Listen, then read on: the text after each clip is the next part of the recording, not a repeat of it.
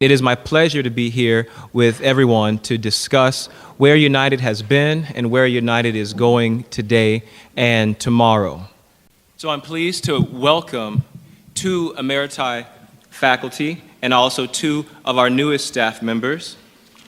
I would first like to introduce Mary Bednarovsky and Clyde Steckel. First, I would like to tell you that Clyde Steckel has served on the faculty of United from 1970 to 1975. He served as professor of theology and also as academic vice president and dean of the seminary. Mary Bednarovsky served as professor of religious studies from 1976 to 2004. She was the first woman and the first Roman Catholic to join United's faculty. So let's give them a hand.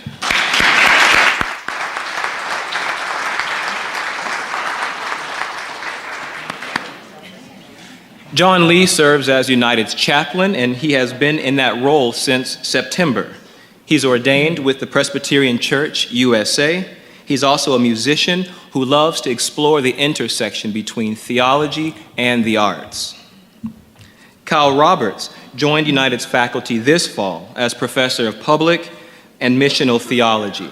He is also a renowned Kierkegaard scholar, and his most recent post was at Bethel Seminary. Let's give them a hand. So this afternoon, our panelists will discuss with us all sorts of things, but especially their experience at United and how they see theological education evolving in this time period. So first, each person will speak for about 5 minutes, and then afterwards they'll engage one another in some conversation. And following that, each of you, or some of you, will have an opportunity to ask questions of any of our panelists. So let us begin with Clyde Steckel. Thank you. What would be most fun for me would be to engage Art Merrill with some reconstruction of his constructions of the history of United Seminary. But I will not do that because it would be fun for me but not for you. I do want to add one point to a point he made about the all-day courses. He did not mention the fact that those of us who taught the all-day courses also had to take our students on a field trip out into the world to encounter some segment of the world pertinent to the topic that day.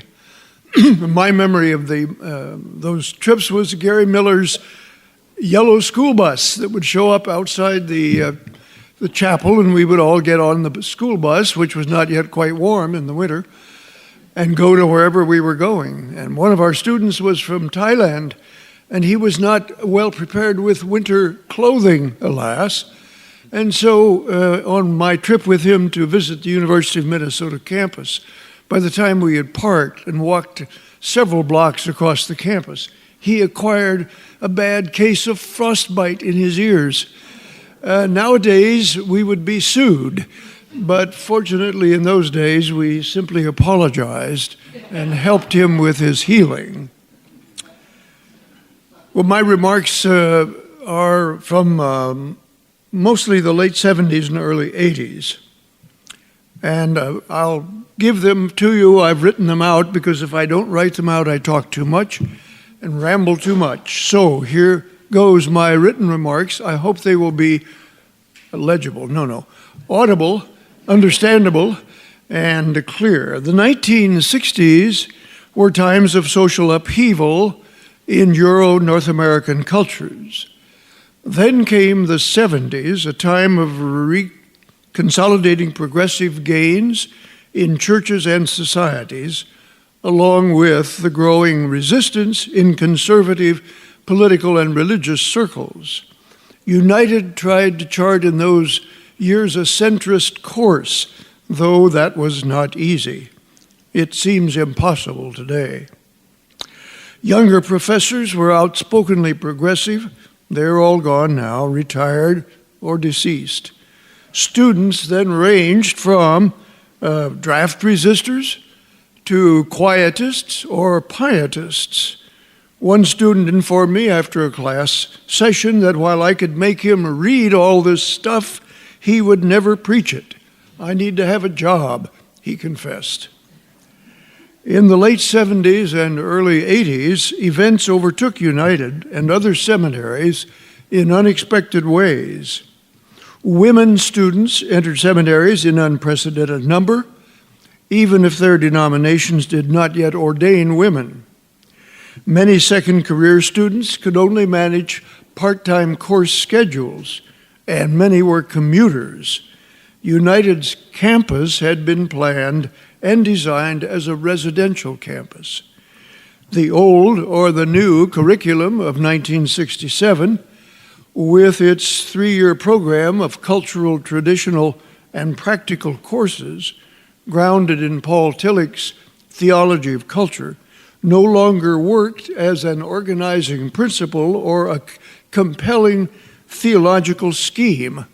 Instead, process and liberation theologies captured faculty and student passion. At about the same time, United launched 2 program ventures that we were persuaded we should do and could do: the Native American Theological Association and the Center for the Shaping of Values. It was argued about the Center for Shaping of Values that enlightened business and corporate leaders, the kind we have in Minnesota, of course, would seek the moral and ethical guidance of seminary professors and guest presenters. In return, their corporate dollars would flow into the seminary as shares of stock in the center. A director of the center was appointed who knew about medical ethics, but not business ethics. She conducted a few good programs and published essays on medical ethics, but the original vision was lost and the center was shut down. The second program venture of that time was the Native American Theological Association, a consortium of denominational and seminary institutions that created a 4-track curriculum for American Indian students. We were persuaded that the missionary heritage of Congregationalists in the Dakotas and the Evangelical and Reformed Church in Wisconsin warranted new approaches to educating leaders for those churches. A large entering class was recruited, and the director, Howard Anderson, tried to educate the United faculty in how Native American cultures worked. It was a heroic, but in the end, a futile endeavor. Dislocating church leaders by bringing them from reservations to an urban campus, asking people from oral cultures to write research papers, and advising them in good small group practice to look at one another in the eye when they were talking. These were all corrosive experiences, even though inflicted with the best intentions. While not as arrogant as the assumptions lurking in the Center for the Shaping of Values, we were so paternalistically benevolent about Native American education, and we were so lost in the woods or on the plains, that when the program eventually died, there was a shared sense of relief. Thomas Campbell, academic vice president and dean in the late 70s, gave vigorous leadership to these 2 ventures. Had he not died in his 49th year, Tom might have brought these 2 ventures to better outcomes with the force of his character and his mind. But now I wonder if United had not reached too far and too fast. Meanwhile, with less fanfare than that surrounding the center and NATA, the number of women students and professors grew rapidly. A feminist caucus came into being. The Antoinette Brown Archives and Women's Space was established in one of the classrooms. Professors incorporated the religious and theological writings of women in their syllabi and bibliographies. And at the same time, more students came to study religion, not to enter the ministry. Under the founding leadership of Gail Graham Yates and the continuing leadership of Mary Farrell Bednarowski, the Master of Arts in Religious Studies degree program drew diverse students with equally diverse goals for their study of religion, adding excitement to the classroom, as well as complaints about professors treating everyone like an MDiv student. That's exactly right. That is not correct. It was terrible. Mary Bednarowski and other United faculty, as well as alumni, were key factors also in organizing the first National Reimagining Conference in Minneapolis.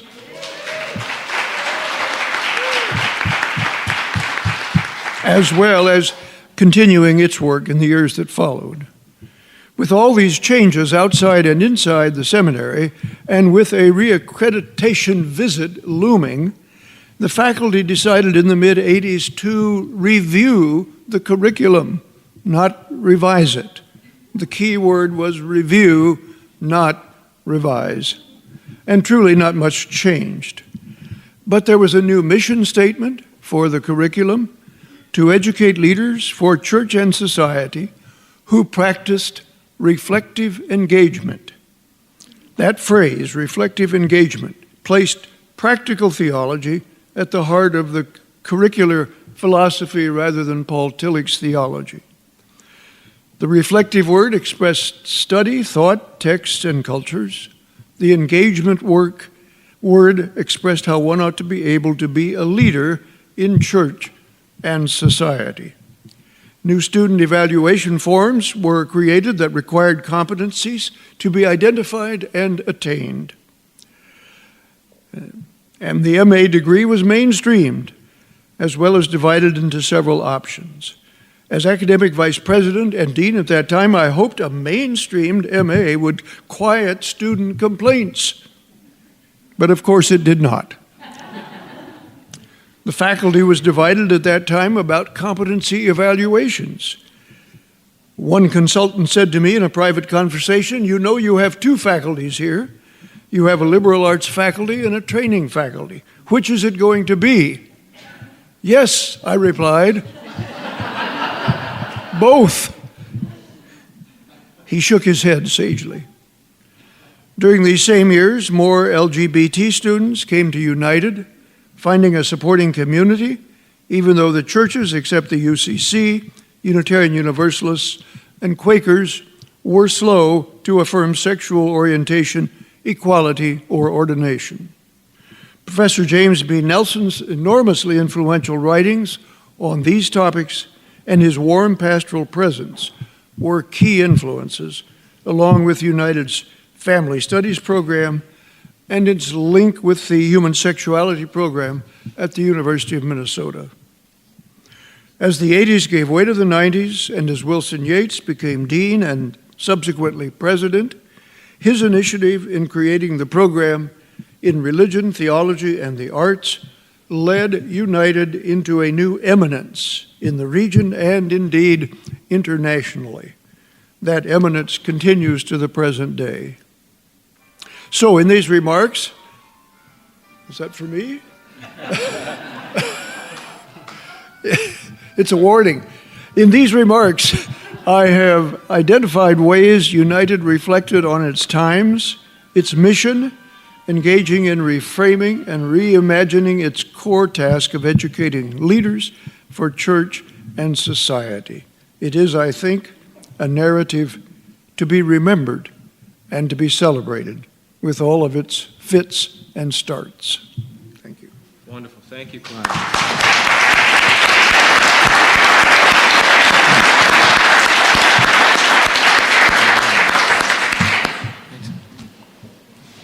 And now, Mary, Thanks. for your reflections. I have to begin by disclosing that I was not the first woman faculty member here. Gail Yates and Pat Wilson Kastner and Karen Smith Sellers all preceded me, although some of us were here at the same time for a number of years together. So I'm going to give you a little schema for what I'm up to here. I'm going to elaborate on 3 abstractions, and then I'm going to, as quickly as I can, tell, maybe 4 or 5 illustrative stories, and those stories will each be, if I can exercise control, and if Clyde doesn't jab me here, 2 or 3 sentences apiece, so I won't go on and on. So I'm going to begin by making a claim that I've made many times within these walls, that religion and theology are vast and ever unfolding arenas of human creativity. And that's a creativity in which those of us who are a part of UTS participate in a variety of different ways. And then I am going on to make another claim, that it's possible to detect from our beginnings until now a recognizable constellation of qualities that help to account for what I've always experienced and still do as the ongoing dynamism of UTS over all these decades, at least the ones that I have experienced. So there are more than 3, of course, but I will focus on 3. Taken together, they make up what I like to call the UTS imagination or sensibility, a way of looking at, understanding, and responding to the world that I think we can recognize no matter when we were here or for how long we were here. And some of us are still here in one way or another. We could recognize it then. Certainly during the years I was here, we can recognize it now. And all of them have a bearing, I think, on the theme of this gathering, faithful leadership in a multi-faith world, in a complicated world. First, and my favorite, the UTS imagination relies on the power of story. The UTS imagination asks of us that we tell our stories as authentically as we are able to at a given moment in our histories. And our stories are always unfolding. Stories about the personal and cultural and historical and theological raw material that we bring to our studying and our teaching and our support of all the varied enterprises that make up this place. But it demands more than that. It asks us to recognize that others have stories too. Thus, in order for the UTS imagination to flourish, we must seek out those stories, we must listen to them, and we must believe them. And then figure out how to join our stories to those of others, to help each other do the hard work of discerning how our stories fit together, and not just with the stories of other individuals, but into scriptural and historical and cultural narratives of great variety. At our best, I think we become the loving keepers of each other's stories, and we inspire each other to see our own story as one among many and part of multiple storylines. Andrew Greeley said a lot of things, but he always said, and I love this, the religion is story before it is anything else, and it is story after it is everything else. In times of increasing theological, racial, cultural, and pedagogical diversity at UTS. In times of great change, our ongoing story and stories hold us together. And as I look out and I see familiar faces, I know some of your stories. I don't know every bit of your stories, but I'm looking at you, Arlene, and I'm looking at you, Louise. I'm looking at you, Kathy. I know a lot of your stories, and you know a lot of mine. They hold us together. Number 2, the UTS imagination fosters what I like to call a complexity-embracing love for the church and for our churches. We are in the grip in this culture, I think, of yet another declension narrative. That's just part of our history. There are declension narratives in any century you look in.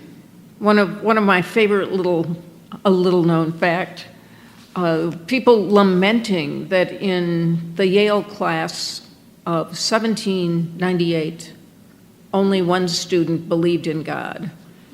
That gives us a little perspective. So, declension narratives, we just heard some recently in the news. I don't equate change with decline. There's change. Is there also decline? I would like to argue that. There are declines of some forms. I think bewilderment, and of course sometimes more than temporary pain of various kinds, but not necessarily always and everywhere decline. Given who we are at UTS, I think we're in a perfect place to recognize and participate in the dynamism of change. In an age that many call post-denominational, we still experience the reality that denominations continue to exist in new forms, and they still have gifts to offer to their members and to each other. The ecumenical gift exchange, I love that phrase. It's the title of a book written by Margaret O'Gara, someone that Clyde and I both know well, who is now unfortunately dead. So the denominations, I think, offer distinctive gifts, not only to each other in the churches, but to society. And one place where that powerful exchange takes place is at this seminary. Not always at official meetings and in bilateral dialogues and informal ways, but in the way we live together and teach each other. This is also the place where we live side by side with people who are imagining and living out new forms of church, new kinds of relationships to their traditions, and new kinds of religious identities that would have been considered impossible not so long ago. We live together with theists and non-theists. I have heard of such a person as a Catholic atheist. There are many among us, I would say. Double belongers who feel authentically part of more than one tradition. Accidental theologians that Christian Wyman speaks about, secular theologians. Seekers and finders of various sorts. The UTS imagination at its best embraces us all. Be the church where you are. A very wise sister of St. Joseph once told me, when I didn't know which side of the, let's call it the border, I was on. Reimagine the borders, she might well have told me, and maybe she did. Third, the UTS imagination inspires us to trust the future, even though we know that the struggle for justice and social transformation is never over. And to trust that the church and religion and theology, at their best, and sometimes even at their not so best, have something, again, distinctive to contribute to the struggle, that our scriptures and teachings and symbols are resilient and self-renewing in multiple ways. We are always beset by the tension between urgency, anger, the need, the longing to act now, and the frustrating recognition that the transformation of various kinds of systemic injustice unfolds much more slowly than we had expected, a lot more slowly than I had expected. The struggle will never be over, but we carry on. We help each other to carry on. I'm thinking about that funny photo of Clyde and Wilson Yates and Jim Nelson. I think you saw that. Our graduates got a postcard with that photo. Somebody, is it Wilson, smoking a cigar? That was X'd out Yeah. the photo. It was X out of the photo? Yes. Oh. Shouldn't have said that. Oh, dear. Oops. Oh, I take that back. Nobody tells me a darn thing. I love that photo. And then in the Daily Planet, I think, the picture of Lena Gardner talking about her struggles. Now, how do we do what we need to do without getting beside ourselves with anger and frustration? That theme persists, I would guess, from the first moment you guys walked into the door. That's what I think I heard you say. John Caputo, does anybody read John Caputo? The historic, you do? Oh, that's always nice. He's a philosopher of religion, former Christian brother. He says he doesn't believe God exists, but he believes that God insists. He's a popularizer of Jacques Derrida, if such a thing is even imaginable. I think Caputo offers the yes of deconstructionism, not the no. Are you jabbing me? Am I talking too long? I won't be able to tell my stories. I'll sneak them in later. Okay, here's my last sentence from John Caputo. Got a little carried away there. John Caputo says that the real truth of a thing, of a person, a book, an institution, a tradition, or even an unfamiliar city, the real truth of a thing lies in the surprise it is capable of visiting upon us. To say that something is true, to say that it has a future, and for us to be in the truth is to be exposed to that future. So, UTS, ever recognizable, at least in my experience, ever surprising, heading into the future in a multi-faith world. Thank you.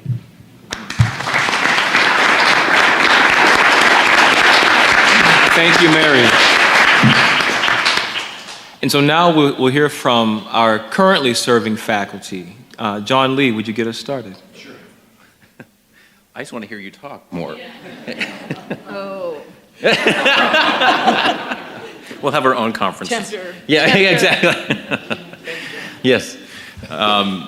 Particularly when we were all, the four of us were sitting around a conference table talking about what we were going to talk about.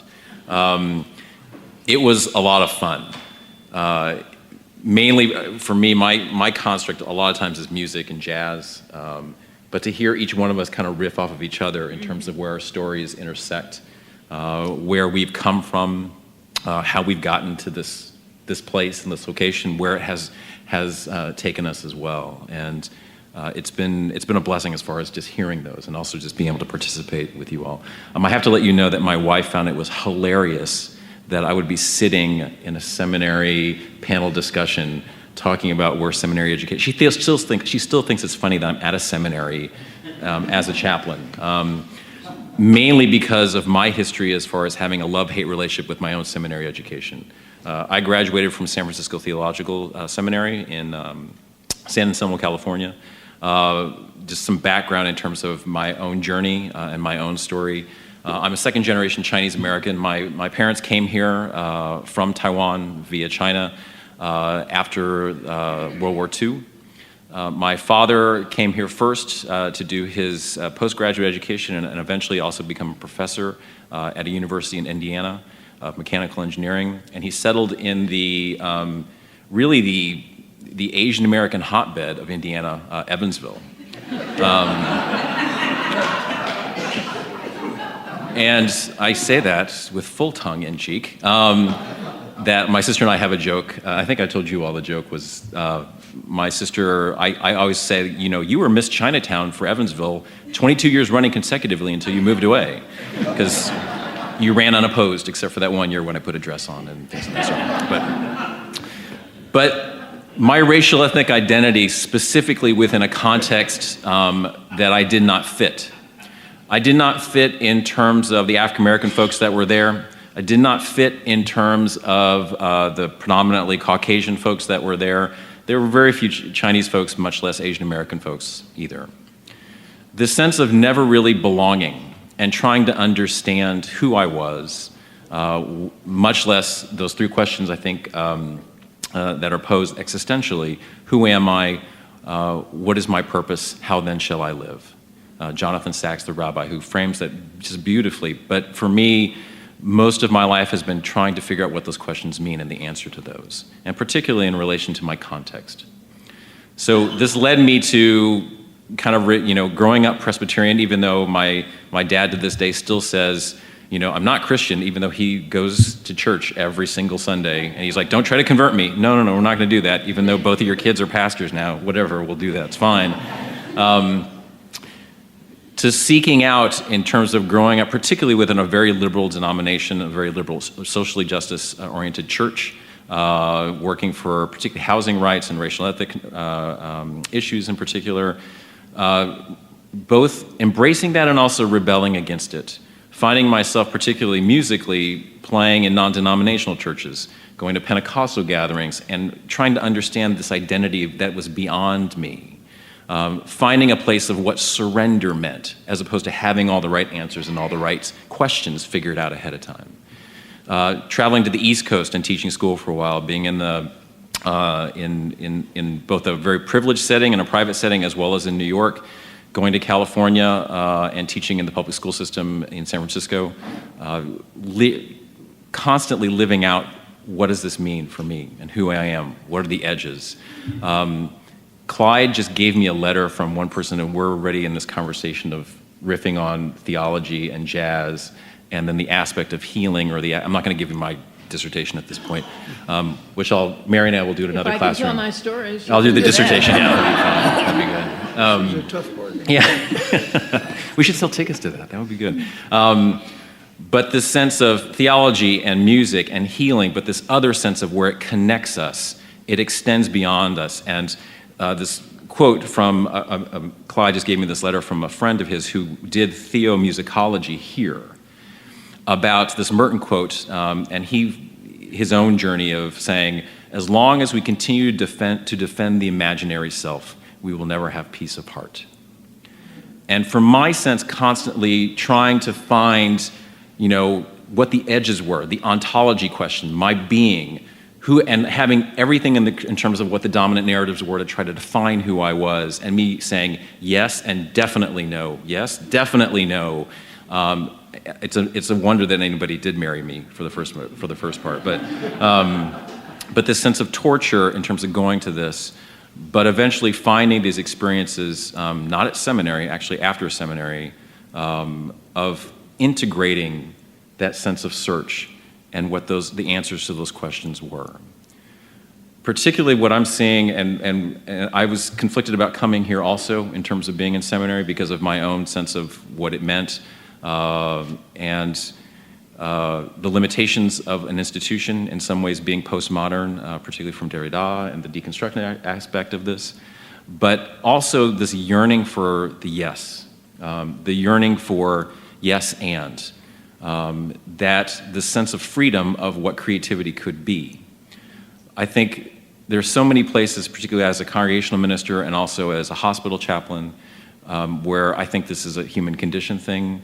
We are constantly bombarded by things that want to disintegrate us, things that want to fractionalize us into fitting into different categories. And particularly doing youth ministry now, where if you get on their pod list, their iPod list, they don't even carry iPods anymore. I'm sorry, that's dated. If you get on their, I'm sorry. We'll talk about that at our other session. Okay.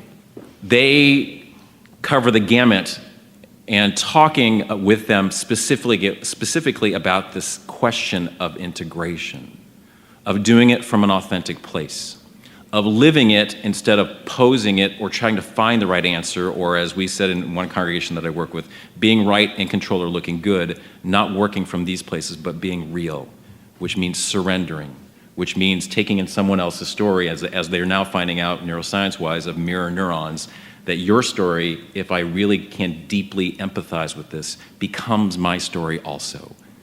Not in a co-opting way, but in a way which now it really means this is solidarity and the possibility of transformation, both for ourselves, my own journey, but also in terms of all the fabrics that we are connected to as well. My hope, particularly as I've come here and I've seen this, particularly working with Kyle and then having these conversations with alumni and other faculty who've been here, is the possibility of just playing together, of integrating all of these things, the questions that we have, and being free and allowing us ourselves to be free into expanding and seeing what else is on that canvas too. I'm excited to be here. I keep saying I'm tired, but I'm not. I'm energized and excited, and there's a lot going on, but excited to hear the stories as far as where we're connected to in terms of being here in this seminary, the people who have come, who have provided us wisdom, that continue to provide us wisdom, the secret brotherhood of, what is it? Is it the secret weed? Fragrant weed, thank you. But this sense of where our stories combine and possibly that the best, as Mary has said, the best of United being this place of where we can weave this together in a very creative way that we sometimes have no control over, but that something transcendent possibly does. Thank you. Thank you.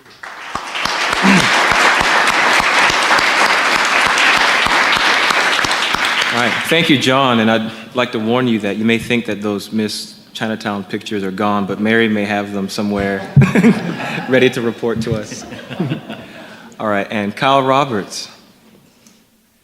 Mary, you might be interested to know, recently I wrote a response essay to an essay by John Caputo in a book called It Spooks.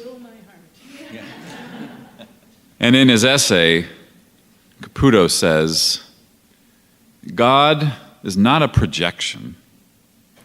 God is a projectile, and he's headed straight for my head.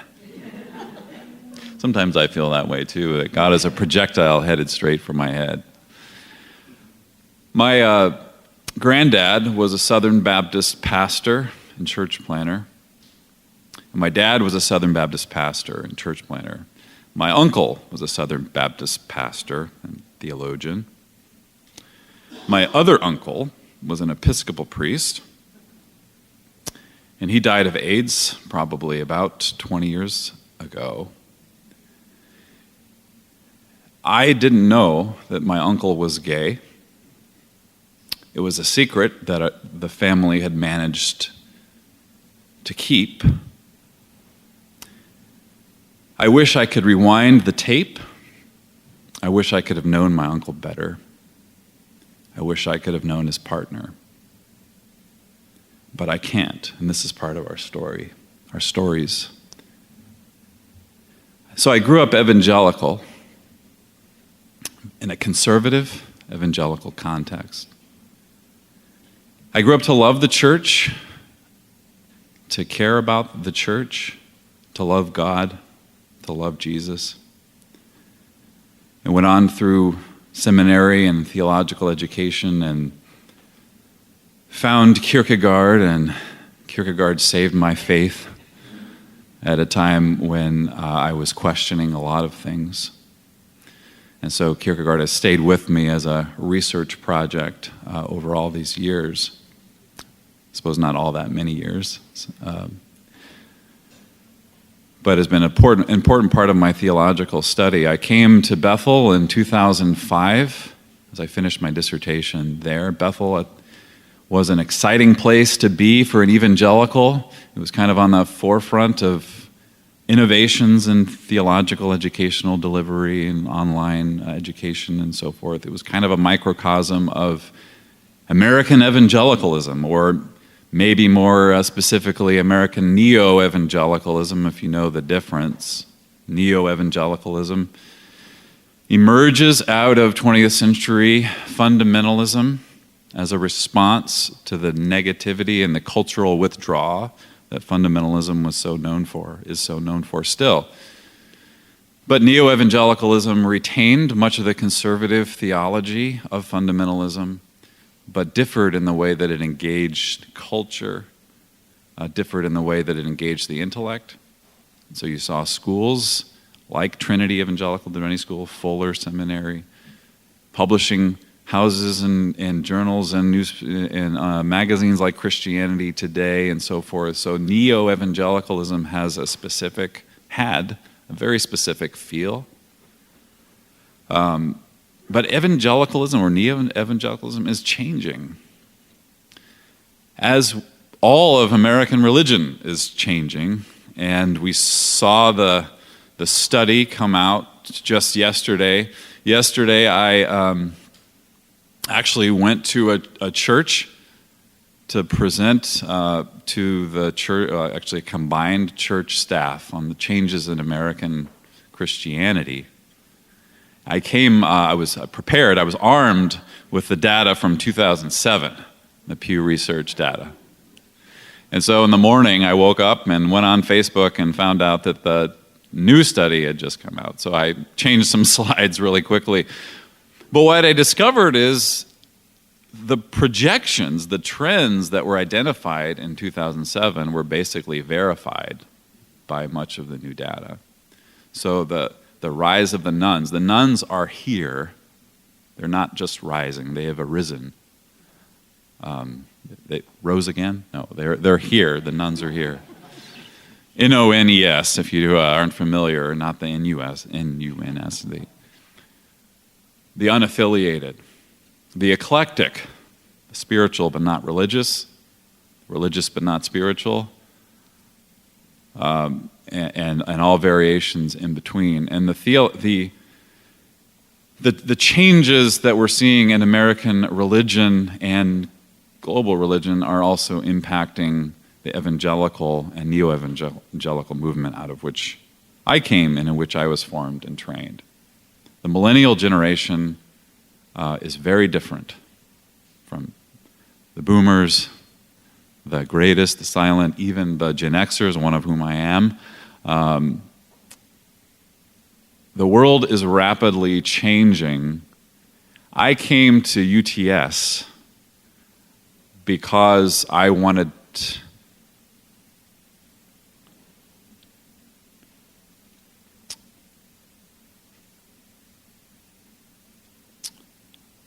Sorry, I don't know why I'm getting emotional.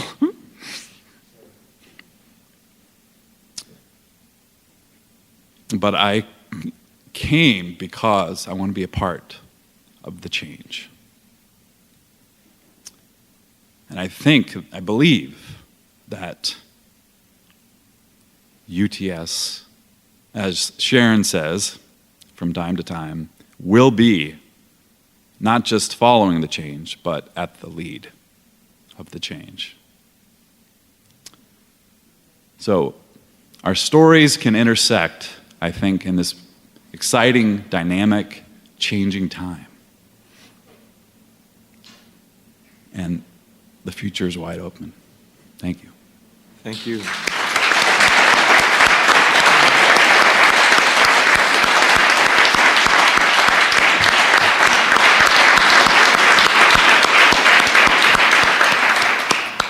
Thank you, Kyle, and thank you, everyone, for sharing so deeply and so authentically from your experience here at UTS. So we've got just about 13 minutes before we move on to the next part of our program. And so I would hate to cut any of our audience members short from any of the questions that I think must be bubbling up. But I would hate to skip an opportunity to have this intergenerational group, to interact with one another. So perhaps we could take just maybe 2 to 3 minutes, and I know that may be kind of a stretch, but we'll even venture to say a maximum of 5 minutes. But I would love to hear after this sharing if there's anything that you've heard from one another that makes you want to comment to one another about your different experiences and similar experiences.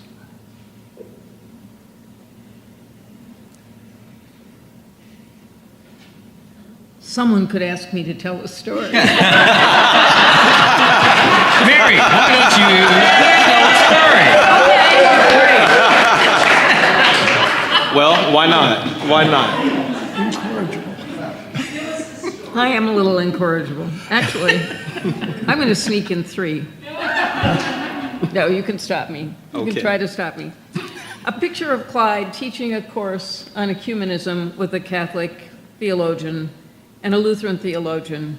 And Clyde told me the next day, I don't know what the subject was, but both of the other two were reading from official statements. Clyde has a yellow sheet of legal paper with a few notes on it. And I loved that contrast. And it spoke to me about the fact that we hold not very many things to be essentially true, if you get what I mean by that. That's a positive statement. But we hold tightly to them. And that's how I experience UTS. Wonderful. Just Thank say you. yes. Yes, Okay, I'm the dummy. reimagining. That wonderful, wonderful experience. I'm looking at Kathy, who was one of the co-chairs. We did not have to be afraid at UTS. I will always be grateful. Those of us who were part of that, and many, many of us were part of that, offered that conference as a gift to the church. And were dumbfounded, we shouldn't have been. It was not received as a gift by one and all, but here it was. Because UTS had the faith that our faith, our collective faith, is resilient enough to receive that gift. Would you, I'm going to feel so bad later, but could you indulge me with one funny story about a graduate? Craig Wright. Some of you know Craig Wright, who left UTS and went to Hollywood to write scripts for things like 6 Feet Under. He has an MDiv degree. He is theologically articulate in some very interesting and unpredictable ways. And last week, I had a phone message from him, kind of hastily. Quick, do you have a copy of H. Richard Niebuhr's The Responsible Self? And if you do, will you call me back? Oh, by some miracle, I walked up to the bookshelf that had it, pulled it off, called him back, and he said, I'm at a screening of something related to multi-faith issues. I'm in Beverly Hills, and I think I know what's on the last page of The Responsible Self. Will you read it to me? Yes, I will read it to you. That's what I thought it was. He said, will you take a photo of it with your camera? I was pleased to be able to do that. Send it to me. Of course I will. And he said, one of these days I'll call you and tell you what that was all about. But I found that so touching that he remembered what was on the last page of a book that he hadn't seen in 15 years, and it meant something to him. In Beverly Hills. Final story, but I hope you tell one about Andrea Miller. Your own story. My own story about Andrew. Well, Andrea that Johnson. Andrew, Johnson. Yeah. Why do I keep saying Miller? That's a good story. That's a good story. Is Andrea here? Yes. Hi, Andrea. Yeah. That she told at the board meeting. Yeah, I kind of don't even want to say it. I mean, it's like, because Andrew's right here, but... You can say it, that's okay. Okay, well, so coming in here, just a small context. Coming in here, I know some folks were worried about, okay, we're getting a new chaplain, and my predecessor, Martha Polsterwaite, did a great job and was just loved by a lot of folks, and really sad to see her leave. And so a lot of there was mourning, and I know this as a chaplain in terms of, okay, here's the context, and so I'm coming into this, and there's grief, and also I might be the target of that grief. No problem, you know. You're laughing, but really, it's like, yeah, for me, this is fun. I mean, because I just like being with people in that same sense. But there's a couple chapel services where, for me, I mean, my faith tradition is, it's weird. but I'm Presbyterian and definitely Christian, but also have this other weird strand that is kind of evangelical and Pentecostal to some extent. Andrew's shaking her head yes. But I'm kind of intentional in terms of what words we choose. And this one was a Christian service, and I said the word Lord specifically. I think the person who was leading it wanted this in the music, but also in terms of the benediction. I was like, great. I see the theme in terms of how we're rolling with this. Great. And the liturgy made sense. This obviously, for some students, particularly for some UU students, it's who've come from really traumatized Christian backgrounds. Some of them have, not all of them, but some of them have.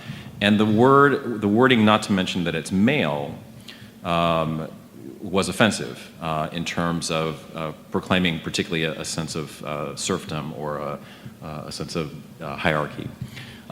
Andrea came and engaged me in terms of why did I choose this word? Why was the case for this? And I told her, it's like, this is, my hope is, particularly for all chapel services here, and you'll see it on our community website, that we have to do all of this together in terms of how we're going to worship with each other, both from our own faith traditions, having ecumenical conversations, dialogue within the liturgy here, as well as having interfaith. And all three of those, or many, the other variants of that, preclude that there's going to have to be issues of hospitality, and so we'll figure that out as we go along. But I firmly believe in terms of the resonance and the dissonance being a gift in that same way. And talk with Andrea about my particular use of that word, particularly being racial ethnic, not being part of the dominant narrative, and that for me, and we talked to Miguel de la Torre in terms of reading the Bible from the margins, about how the use of that word Lord for me means that there is no power or principality that is above my tie and my faith to my God. And that this subverts all of these things, particularly the forces that I've experienced growing up that are disintegrative for me in the same sense. And for her to share her part of this in terms of from the UU tradition, it's like, yeah, totally get it. And I'm hoping that one service is not going to be emblematic of everything, but it's more about how we're going to be together in this.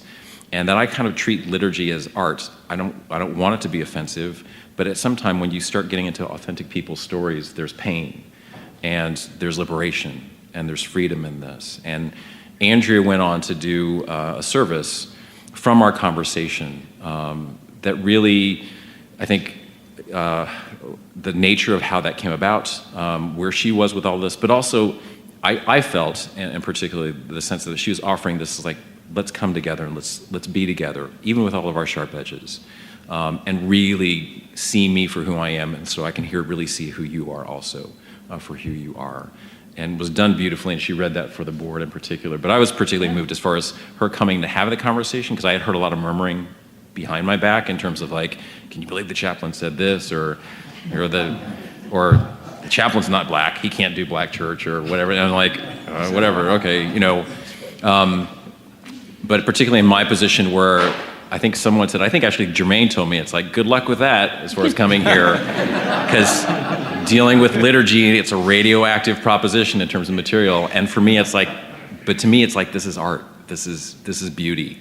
And even in the dissonance, I love the beauty. And even in the sense of coming together and hearing where our stories are, there's beauty in that, and a deeper understanding too. I invite you to ask Andrea about her experience too. Or you can come up and tell your story right now. We have some time, no.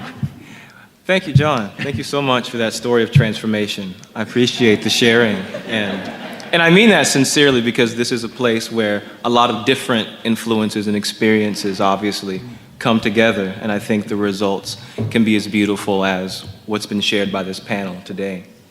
We do have time for about one, possibly two terse questions. If you would please say your name and let us hear what your question. Joe Cassidy, Maloney, class of '83.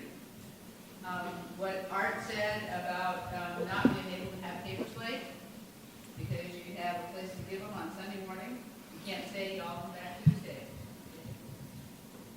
Now, students come into seminary and are told, Sunday morning, sure, but you also have to bring in money from another job, Monday through Friday, in order to sustain your ministry.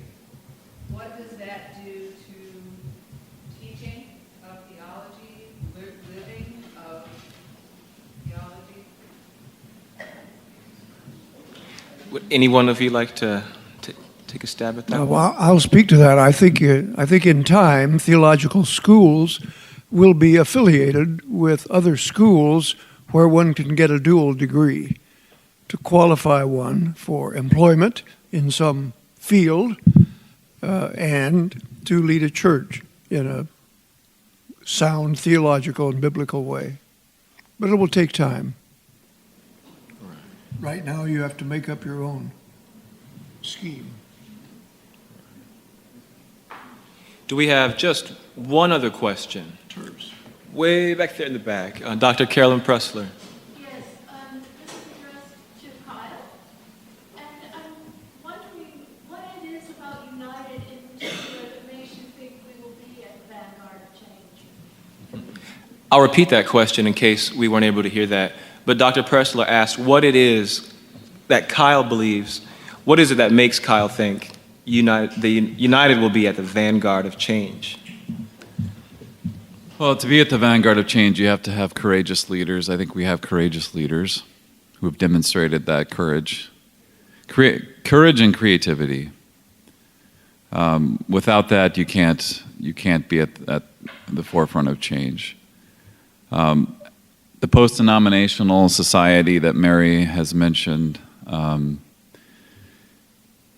the way that kind of Christianity is changing, the way that evangelicalism is changing, the deep spirituality, without the need or desire for kind of doctrinaire boxes to hold that spirituality.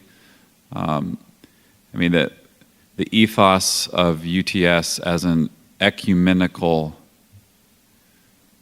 theological school, I think, well positions it to capture that energy that is floating around out there in a way that I don't think you see in a lot of other institutions. Thank you so much, Kyle. Let's give another round of applause to our wonderful panel.